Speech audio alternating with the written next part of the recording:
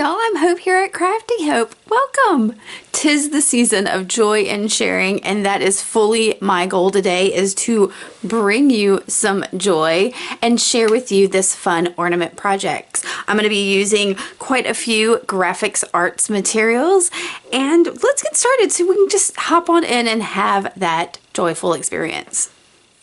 First thing I did was design my ornament. I did this in a program called Lightburn, and then I used that program to cut out my designs on my Omtech 80-watt laser cutter. I used first the natural chipboard with a speed of 70 and a max power of 35 to cut out my main shapes, but then I also cut out a piece of the clear Dura-Lar 0.010 at a speed of 300 and a max power of 30, and then some of the metallic foil board at a speed of 200 and a max power of 25. So hopefully I'll have that information for you in the description box below. But if you don't have a laser cutter, you can cut all of these materials with scissors or a craft knife or however you want to do it. So once I had all my pieces cut out and ready to go, I am using some basic tacky glue to start gluing my natural chipboard pieces together. Now I'm giving them time to cure, so I did one of them and then another one. So I'm gluing 3 of these frame shape pieces together. The more you put together, the deeper your shaker ornament is going to be. I'm going to have some options over on my channel in a video of what kind of things you could put inside one of these shakers. But in here, we're going to use some of the graphics materials to put inside ours. And we'll get to that right now. I am using the black shrink plastic and what I thought was a gold permanent marker. And all I'm going to do is trace that inside shape of the ornament so that I know when it shrinks, it's going to be smaller than this.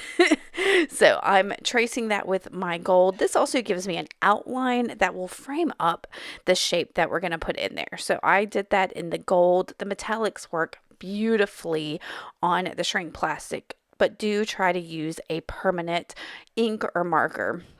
You could also stamp or color or however you want it to do, stencil on there. I'm doing something simple for this one, and like you can see, I could just write the word joy with that frame. Give it a second to dry, and then I'm going back over some of my lines just to darken them up and even them out. Once I get that all done, y'all, I'm trying to be a perfectionist here. I'm going to cut this out. Now, you definitely want to do that before you shrink your shrink film, because once it shrinks, it thickens up and is pretty much indestructible.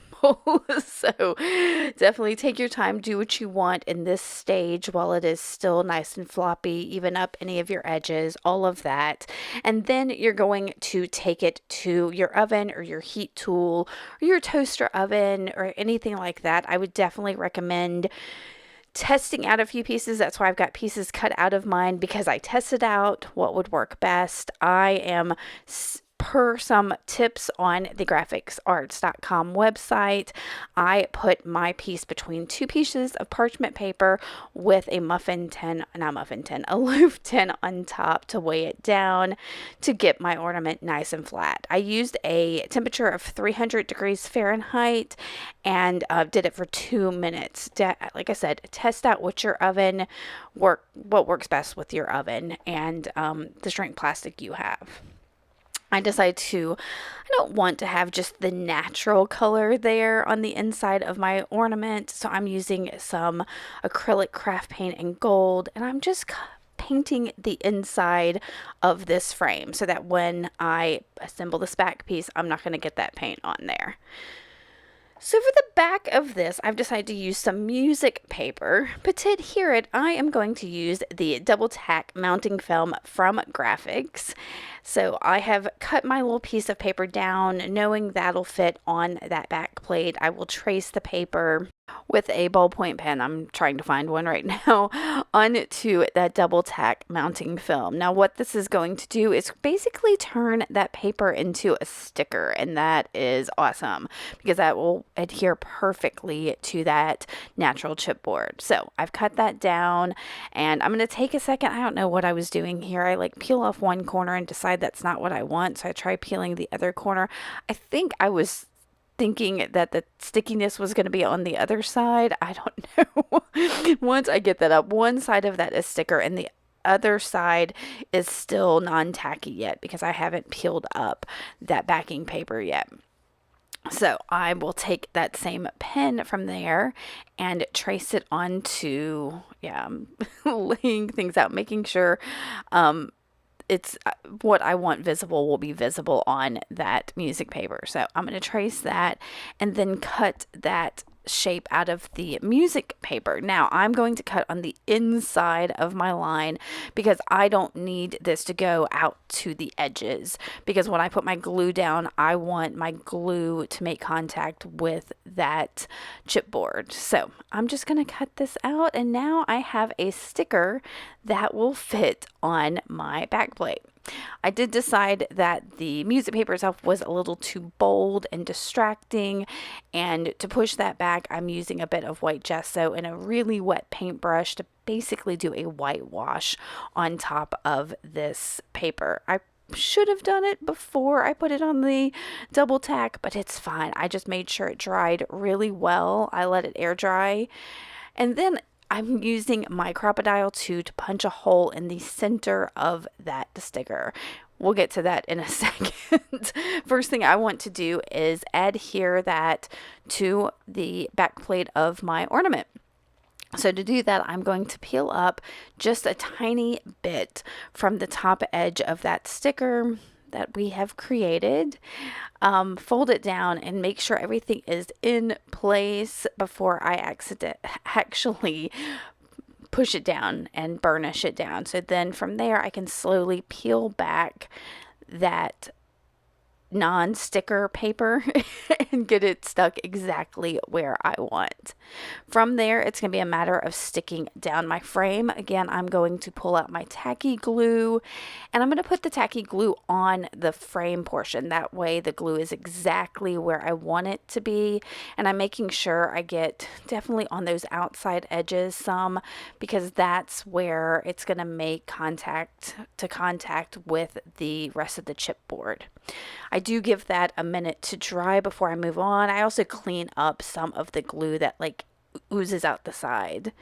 And then I'm going to take that same gold acrylic paint and paint all the outside edges of this, because again, I want it to be all pretty. And since I know I've got that metallic chipboard topper that will frame the outside, I don't want to do it after I adhere that. So from here, I am going to take my shrink film piece and some E6000 glue, and I'm going to start by putting that glue directly in that dot that we punched out and then on my backer. That way, the shrink film piece makes contact also with that back plate itself. I give that a bit to dry, and then for fun, we're going to add some shaker elements. For this, I am just using some large glitter. This is just stuff I have from Dollar Tree. I've got these big silver pieces and then some stars that I thought were super fun. Now, y'all, I will admit I did make this. You'll see this in a little bit. I did make this ornament double-sided, so there is a back side to it that again you'll see over in my video over on my channel. So I took that clear Dura-Lar 0.010 that I had cut out and some Glossy Accents. I'm going to put the Glossy Accents directly on the frame again, so it is on the actual surface that I want glued. basically so I don't go over onto that Dura-Lar, because if it goes over on it, it'll make a little smear that I don't want. And I did clean that Dura-Lar before to make sure it didn't have any fingerprints on the inside of it. Now you're going to have a little bit of static on the inside, but you'll see at the end how I bang it around and move it so that everything can be visible again. I did ink the edges and the inside of my metallic foil board with some Walnut Stay in Distress ink, and then again we'll use my Glossy Accents to put it directly on the metallic foil board frame, and then stick that on top of the clear Dura-Lar. Once all of that was completely clean and dry, all my edges are nice and clean and everything's perfect, I'm going to grab some red baker's twine and put it through there. You could use whatever you wanted to finish this off. I just like that the red matched the metallic foil board. I'm going to tie a little knot to do the hanger, and this ornament is done. I think this was such a fun ornament and project. I hope you like it too. Make sure to go check out grafixarts.com to see all of the cool materials they have, and as well as the ones I used, and maybe it'll spark your imagination as well. Here's wishing you a very happy and joyous holiday season. Thanks for watching. Bye.